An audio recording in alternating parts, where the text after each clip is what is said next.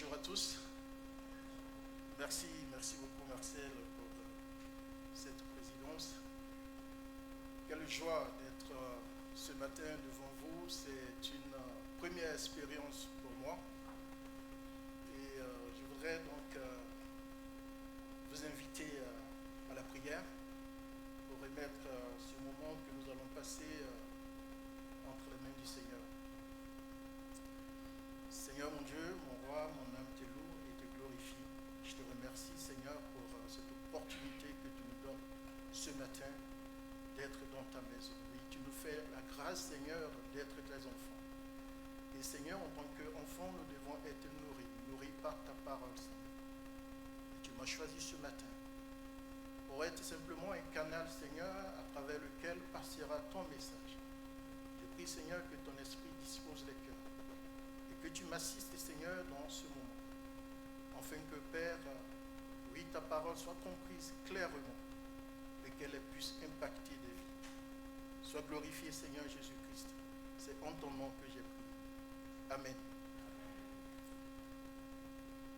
Bien-aimés, il y a 2 semaines, nous avions reçu ici la visite du pasteur Michel Viguier.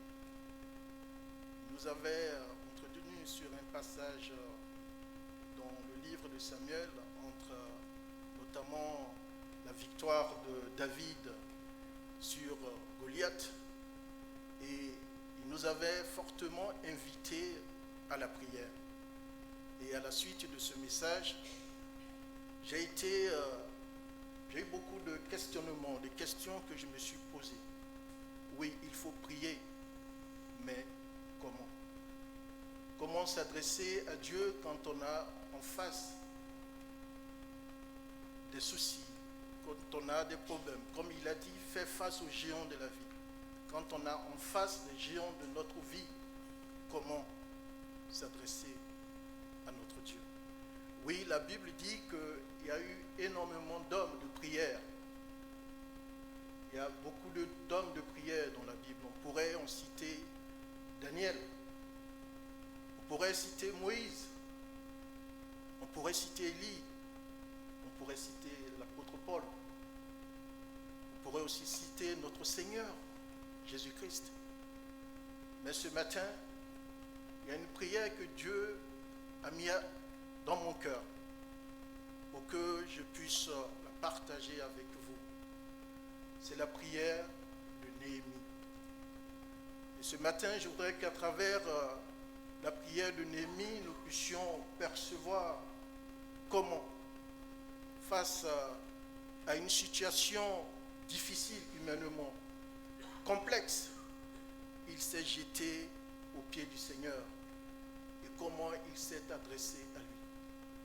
Voilà le message que je voudrais ce matin partager avec vous. Comment Néhémie s'est-il comporté ? Je ne veux pas ce matin vous apporter beaucoup de chiffres, mais je voulais donner juste un contexte de cette prière, de ce passage que nous allons lire, apporter des éléments pour que nous puissions comprendre un peu les circonstances qui ont amené Néhémie à prier.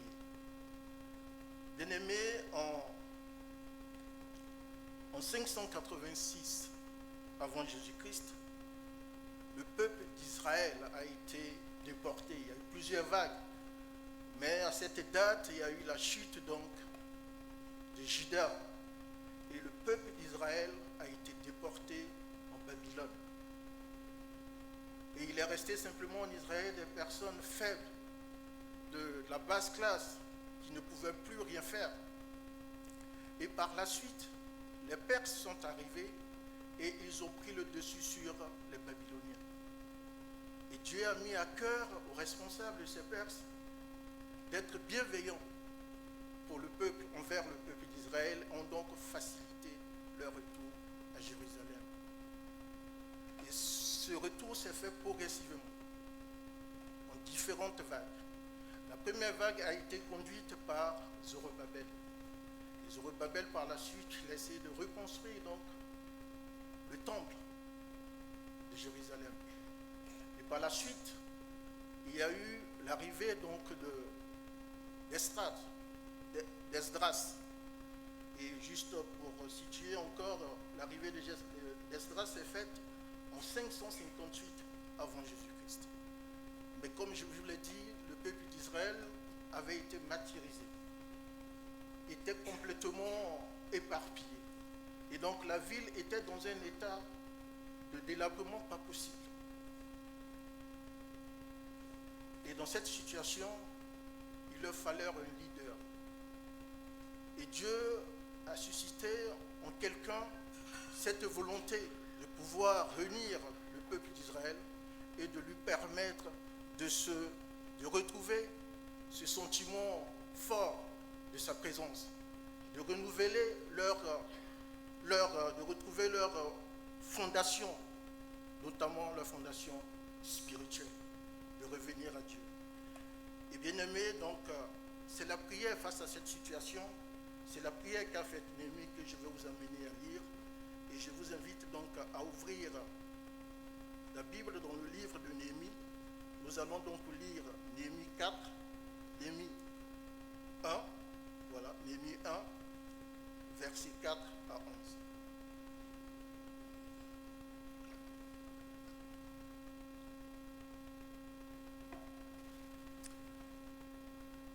Je lis la parole de Dieu.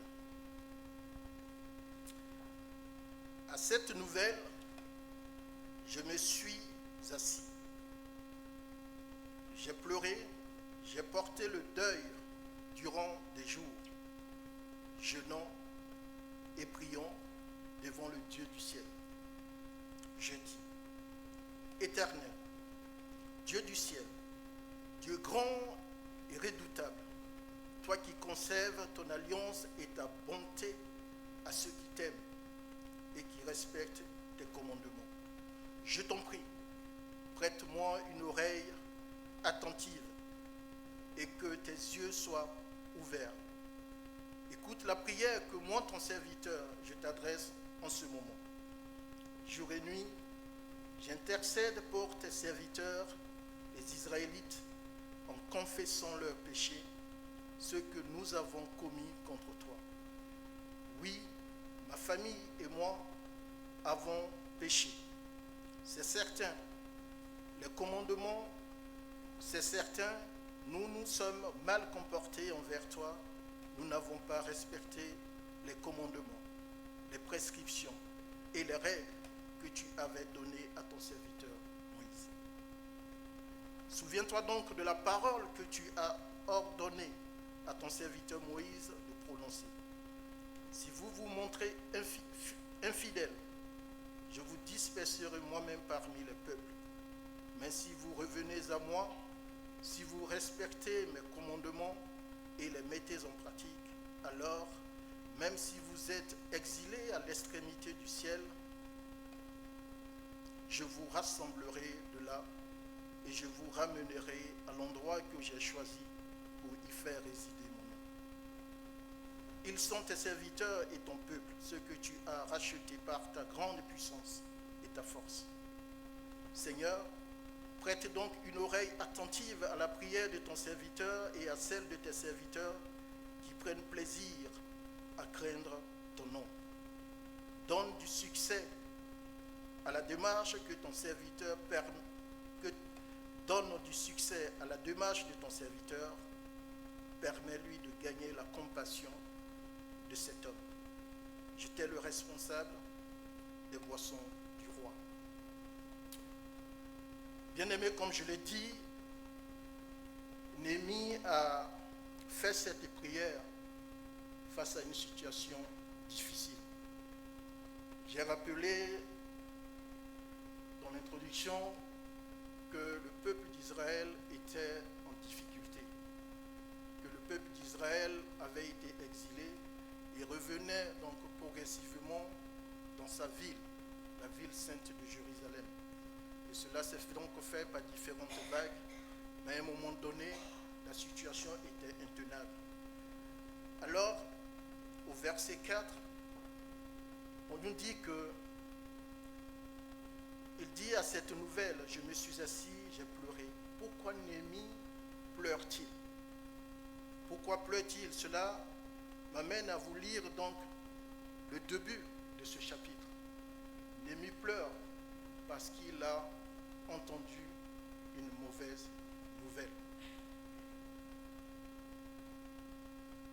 Je lis donc la première partie du verset pour comprendre pourquoi Néhémie est-il dans cette situation de tristesse. Durant le mois de Kislev, la 20e année du règne d'Artaxerxès, alors que je me trouvais à Suse, la capitale, Anani, l'un de mes frères est arrivé avec quelques hommes de Juda. Je les ai interrogés au sujet des Juifs rescapés de la déportation et au sujet de Jérusalem. Ils m'ont répondu: les rescapés de la déportation se trouvent là, dans la province, au comble du malheur, du déshonneur. La muraille de Jérusalem est pleine de brèches et les portes ont été réduites en cendres. C'est donc cette situation de tristesse, cette situation dans laquelle est Néhémie, résulte du fait que le peuple d'Israël est en difficulté. Le peuple d'Israël est martyrisé, le peuple d'Israël connaît une situation de déshonneur et les murailles de la ville sont détruites. Alors, je ne voulais pas dans cette prière juste vous annoncer les éléments contenus. Ça vous aurait mené juste à sortir après pour dire que voilà, on sait ce qui est contenu. Je voudrais progressivement que nous découvrions les éléments qui sous-tendent cette prière. Comment Néhémie s'adresse-t-il à Dieu? Ça peut être un exemple pour nous aussi. Nous qui avons des difficultés, nous pensons que face à ces difficultés, nous ne pouvons absolument rien faire. Ça a été le cas de Néhémie, mais Néhémie a recherché le secours de Dieu. Comment? À travers le premier verset, on montre ici que Néhémie a une compassion pour son peuple.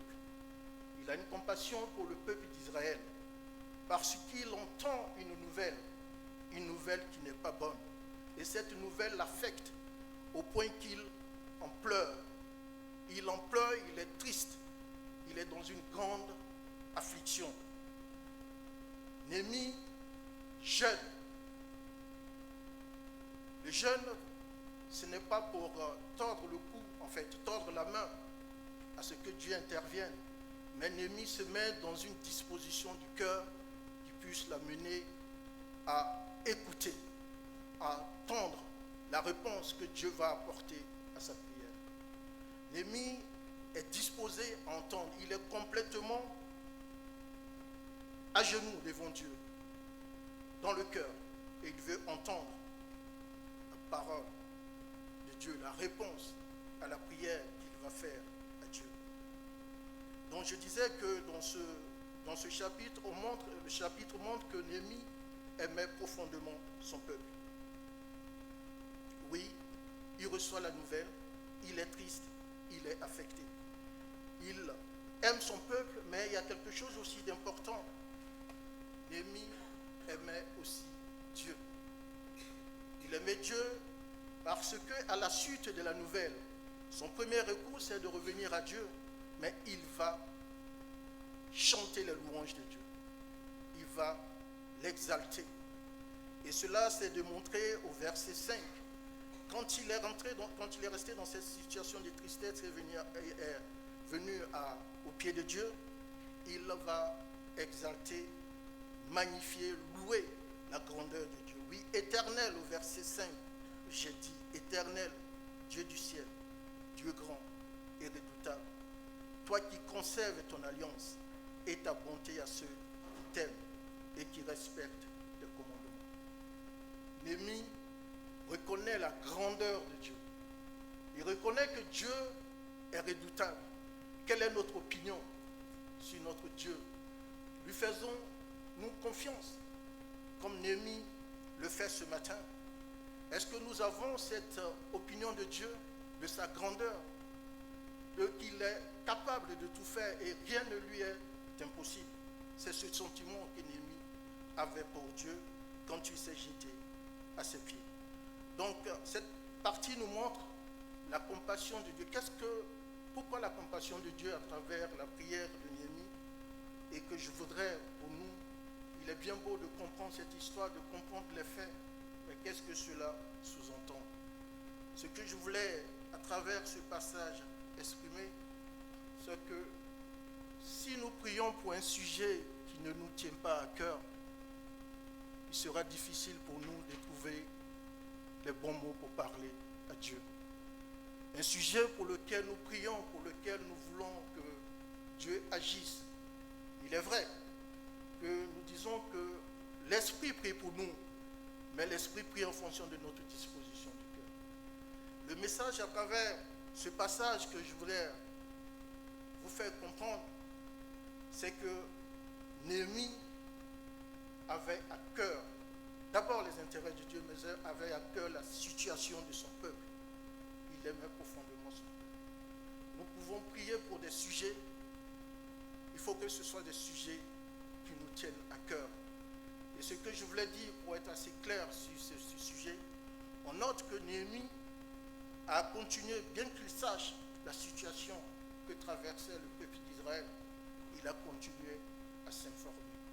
Il a continué à avoir une vision claire, des éléments clairs sur la situation d'Israël. Lorsque nous prions pour des sujets pour lesquels nous ne savons absolument, nous n'avons pas d'éléments, reconnaissons qu'il est difficile de pouvoir prier pour ces sujets.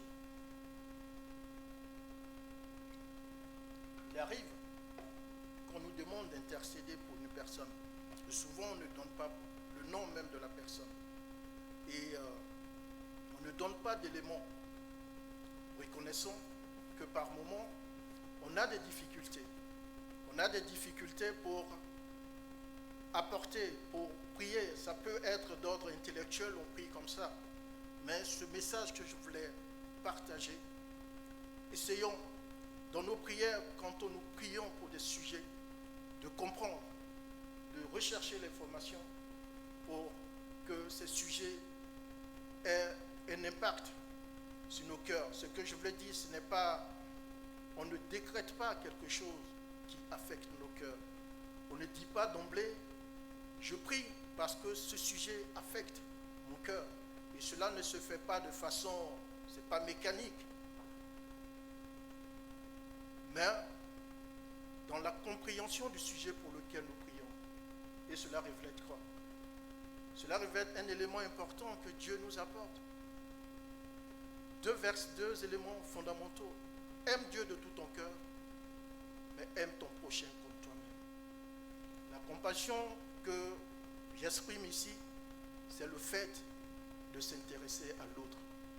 Si on ne s'intéresse pas à l'autre en tant qu'enfant de Dieu, on aura du mal à intercéder pour cette personne.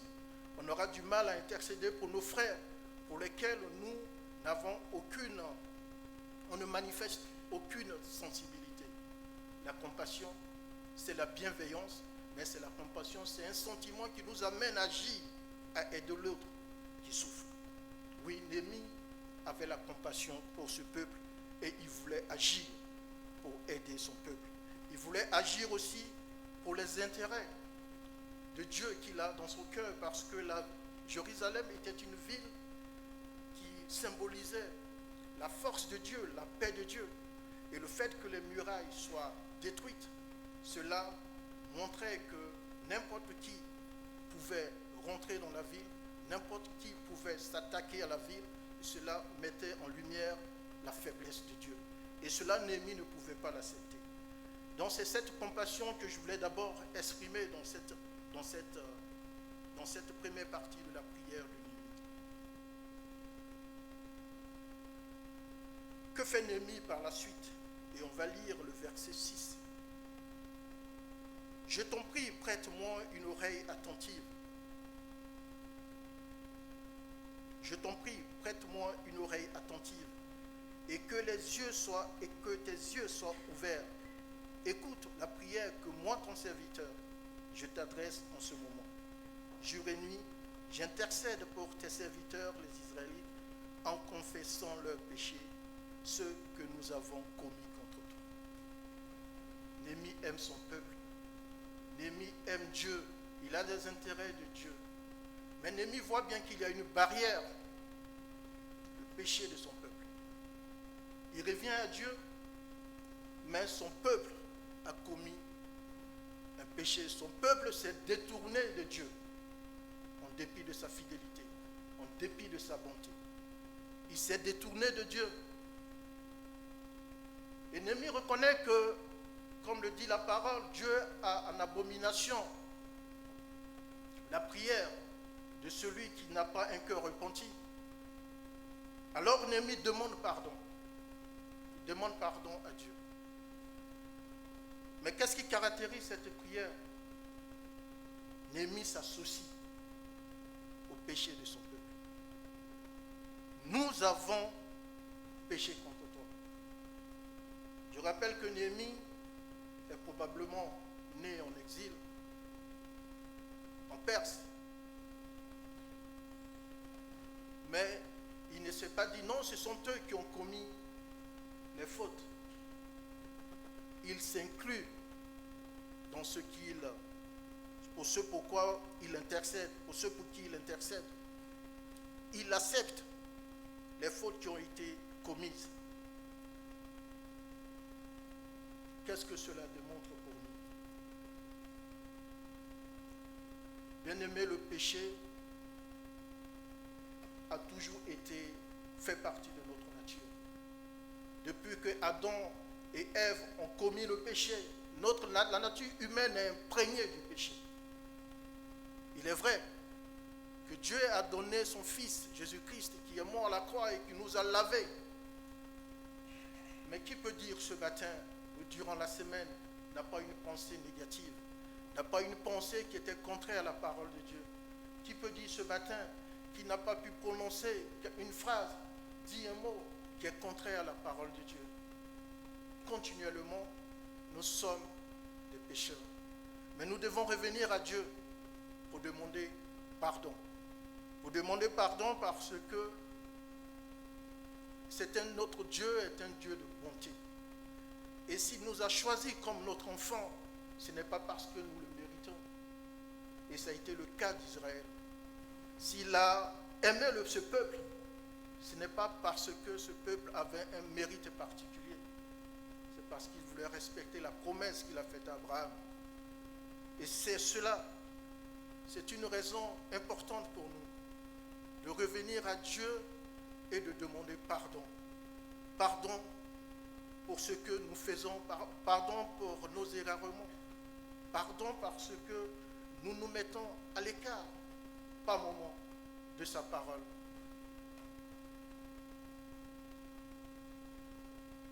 Néhémie a donc demandé pardon pour son peuple. Et 1 Jean 9, verset 1 nous dit bien que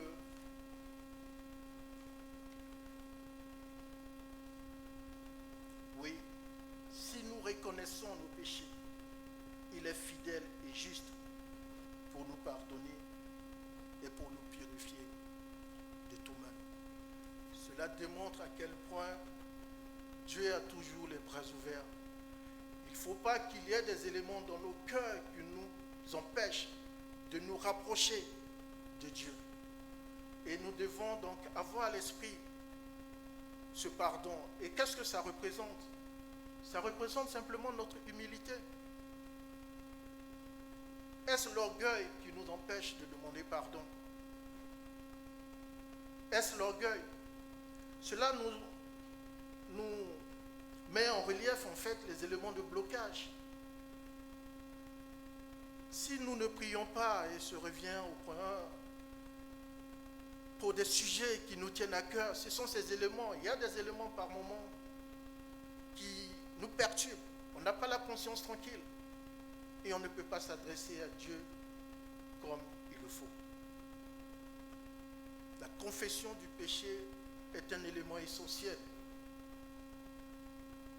pour une prière efficace, pour une prière entendue par Dieu. Nous devons avoir un cœur qui soit complètement disposé. Et le frère Marcel a dit, l'important c'est de s'adresser à Dieu avec sincérité. Et c'est dit, je crois que c'est dans Psaume 109, lorsque nous nous approchons de Dieu avec sincérité, il penche son oreille vers nous. Lorsque nous nous parlons avec sincérité, il penche son oreille vers nous. Il nous écoute.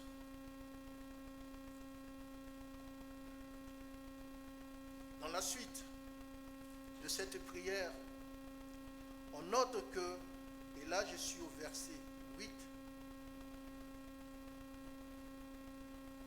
Néhémie dit ceci au verset 8. Souviens-toi donc de la parole que tu as ordonné à ton serviteur Moïse de prononcer. Si vous vous montrez infidèle, je vous disperserai moi-même parmi les peuples. Mais si vous revenez à moi, si vous respectez mes commandements, je vous rassemblerai de là et je vous ramènerai à l'endroit que j'ai choisi pour y faire résider mon nom.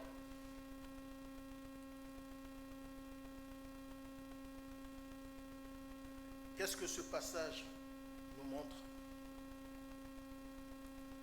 Néhémie rappelle ici dans sa prière la promesse que Dieu a faite. Et je voudrais pour cela qu'on lise Deutéronome 30, versets 1 à 5. Deutéronome 30, versets 1 à 5. Pour souligner que la prière de Néhémie, et notamment dans ce passage où il se rappelle les promesses de Dieu, elle est basée sur la parole de Dieu. Ce n'est pas une prière au hasard. Il se base sur la parole de Dieu. Et cela est très explicite dans ce verset de Deutéronome 1, 30, versets 1 à 5. Lorsque toutes ces choses t'arriveront, la bénédiction et la malédiction que je mets devant toi, si tu les prends à cœur au milieu de toutes les nations sur lesquelles l'Éternel, ton Dieu, t'aura chassé, si tu reviens à l'Éternel, ton Dieu, et si tu lui obéis de tout ton cœur et de toute ton âme, ainsi que tes enfants, en te conformant à tout ce que je te prescris aujourd'hui, alors l'Éternel, ton Dieu, ramènera tes déportés et aura compassion de toi. Je te rassemblerai encore du milieu de tous les peuples parmi lesquels il t'aura lui-même dispersé. Même si tu étais exilé à l'autre extrémité du ciel, l'Éternel, ton Dieu, te rassemblera de là. Il ira te chercher jusque-là. L'Éternel, ton Dieu, te ramènera dans le pays que tes ancêtres possédaient et tu le posséderas. Néhémie rappelle ici, dans sa prière, la promesse qu'a faite Dieu. Qu'est-ce que je veux dire par là? Je veux dire par là que la prière de Néhémie était une prière axée, focalisée sur la parole de Dieu. C'est la parole de Dieu qui sous-tendait sa prière. Bien-aimé, quels sont, on voit que le temps passe, mais on pourrait se demander, quelle est la promesse de Dieu pour ta vie que tu as dans ton cœur? Quelle promesse t'a-t-il faite? Quelle promesse as-tu dans ton cœur sur laquelle tu te focalises, ou tu tiens comme quelque chose, comme un chien qui tiendrait en fait un os? Nos prières doivent être basées sur la parole de Dieu. Oui, c'est la parole de Dieu. La Bible déclare, et je crois que c'est dans Psaume 109, ta parole est une lampe à mes pieds et une lumière sur mon sentier. Et je crois dans Josué 1, verset 9, je crois, si je ne me trompe pas, que c'est en tenant sa parole dans nos cœurs, en respectant ses lois, en respectant sa parole, que nous trouverons du succès. nous devons nous appuyer dans nos prières sur la parole de Dieu. C'est la parole qui nous nourrit. Et lorsque nous prions et que nous nous focalisons sur la parole de Dieu, bien-aimés, nos prières seront en accord avec la volonté de Dieu. Et c'est ce que Néhémie nous montre ici ce matin. Je l'ai rappelé, la tâche que Néhémie avait était une tâche gigantesque. Et il a, en s'adressant, venant au pied de Dieu, il a montré comment il s'approche de Dieu. Et c'est à travers cela que je veux que nous, ce matin, on puisse aussi prendre en exemple ce modèle de prière de Néhémie. Ce modèle de prière qui montre à quel point il aimait Dieu, au point d'avoir à cœur ses commandements, au point d'avoir à cœur sa parole. Bien-aimé, je l'ai dit, Néhémie a prié aussi avec persévérance. Il a prié avec persévérance en prenant le test. Il faut que je retrouve le test. Le premier chapitre, le premier verset, on dit que durant le mois de Kislev, c'est au mois de Kislev, durant le mois de Kislev, qu'il a eu la nouvelle de l'État d'Israël, de l'État de Jérusalem. Qu'il a porté cette nouvelle qui était un fardeau pour lui, cette tristesse. Et il était tellement triste que le roi Artaxerxès a vu cette tristesse en lui et qui lui a demandé qu'est-ce qu'il avait. Cela c'est au chapitre 2, au premier verset, au chapitre 2, oui. On peut lire au chapitre 2, oui. Au mois de Nissan, la 20e année du règne d'Artaxerxès, comme il me fallait servir du vin au roi, je l'ai pris et je le lui ai donné. Jamais encore je n'avais paru triste en sa présence. J'ai demandé un peu de l'aide à notre frère Daniel.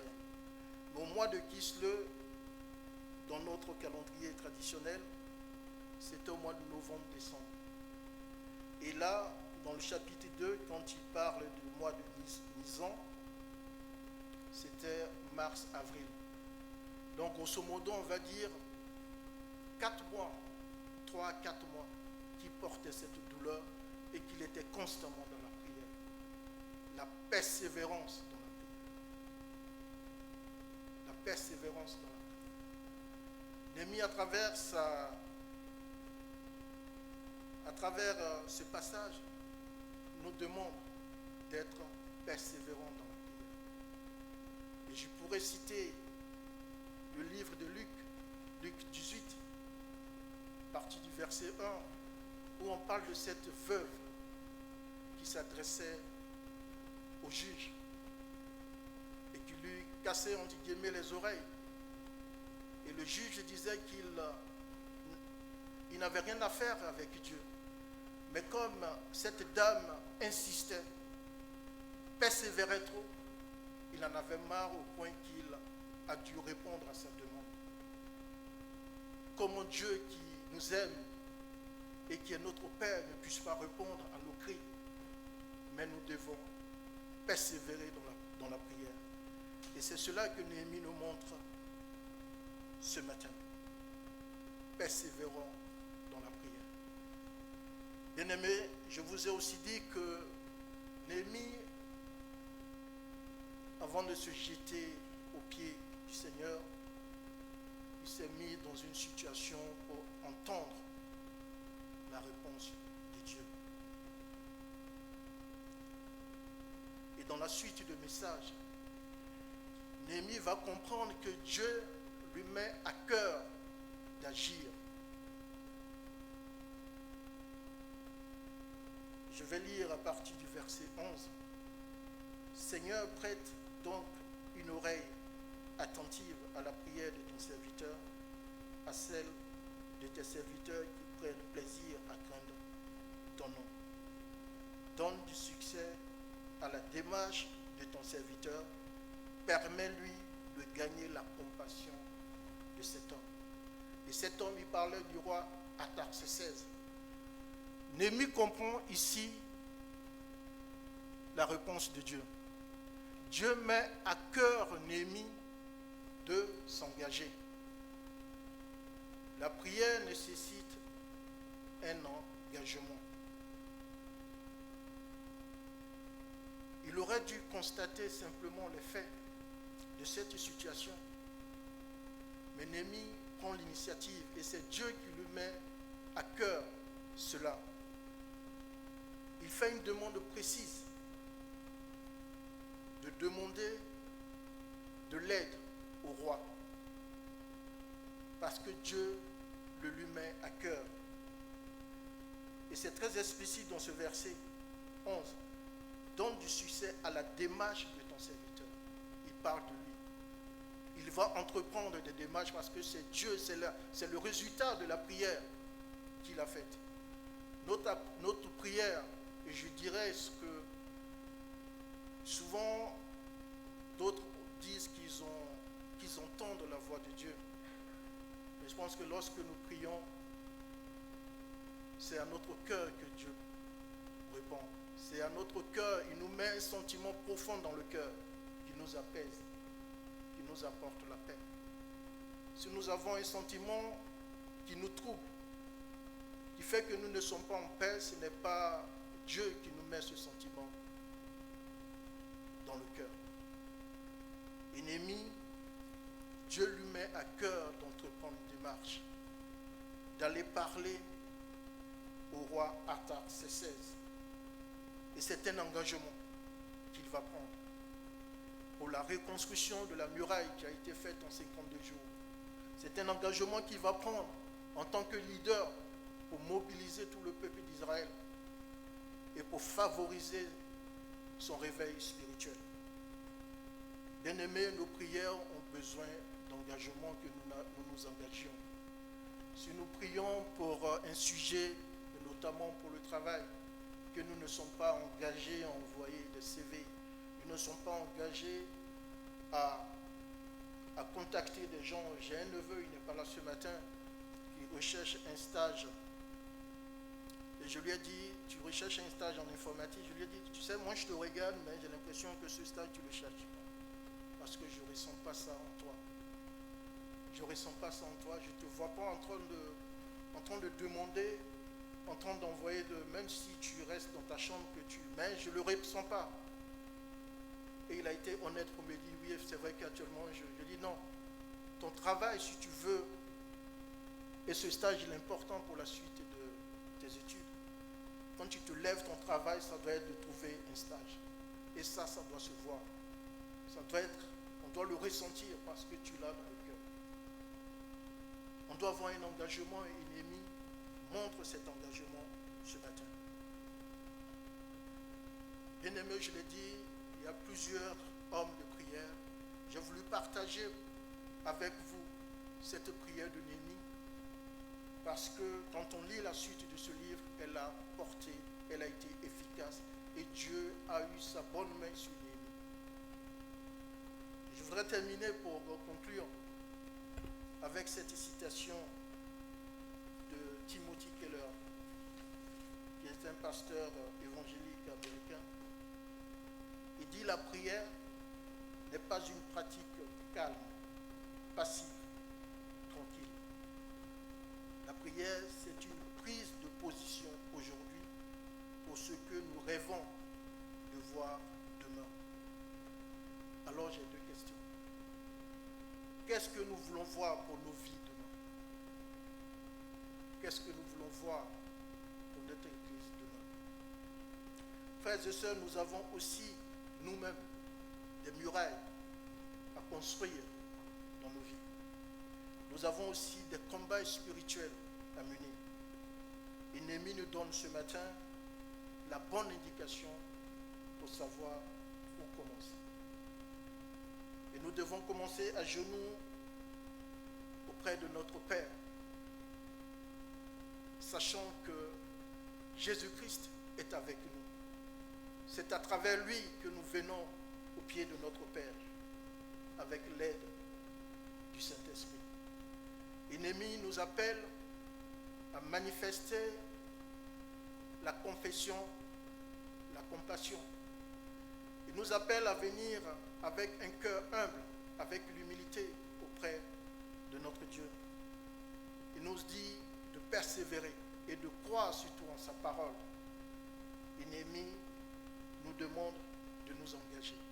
Oui, nous engager pour notre vie, nous engager pour l'œuvre de Dieu, car tout concourt au bien de ceux qui aiment Dieu. Merci de m'avoir écouté. Je vous invite à prier pour ce moment. Oui, Seigneur, merci. Merci pour ce moment. Je te dis que tu es celui que nous avons choisi, Seigneur. C'est toi qui es le Dieu tout-puissant, Seigneur. C'est toi qui sais dans quel état est notre cœur. Je veux simplement que ta volonté à la suite de ce message, que ta volonté soit faite dans le cœur de tous tes gens. Et aide-nous, Seigneur, à nous approcher de toi avec sincérité, avec persévérance, Seigneur, et que les situations qui ne sont pas décomptées, qui sont un poids pour nous, Seigneur, tu nous aides à tenir et à voir les yeux fixés sur toi. Merci pour ce message, Seigneur, et que ton esprit, Seigneur, le distille dans le cœur de tout et chacun. Sois glorifié ce matin. C'est en ton nom, Seigneur Jésus-Christ, que j'ai prié. Amen.